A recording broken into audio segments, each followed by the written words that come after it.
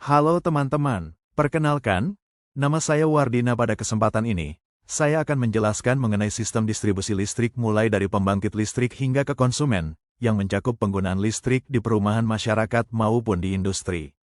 Mari kita langsung masuk ke dalam pembahasan langkah-langkahnya.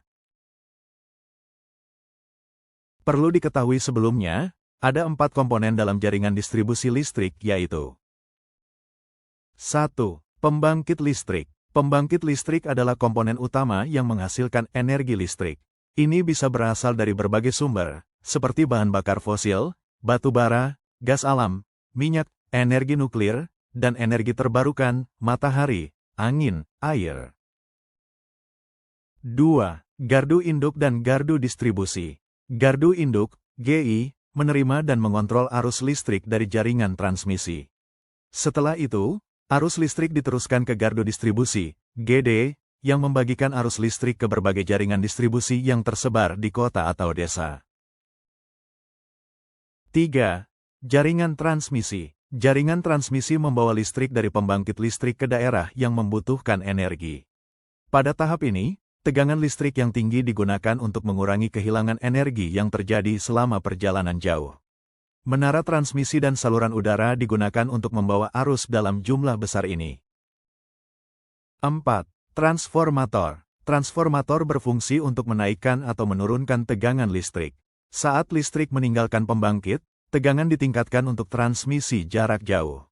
Ketika listrik mendekati daerah konsumsi, tegangan harus diturunkan.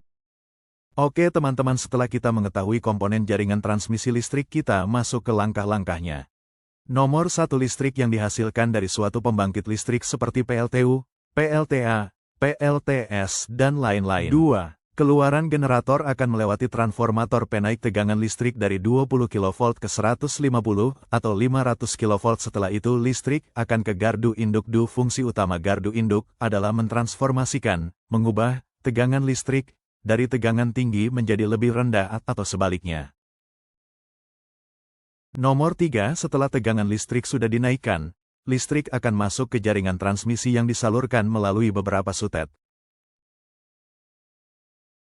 Sutet, saluran udara tegangan ekstra tinggi, adalah menyalurkan listrik dalam jumlah besar dari pusat pembangkit listrik ke pusat-pusat beban, gardu induk, yang jaraknya jauh dengan efisien.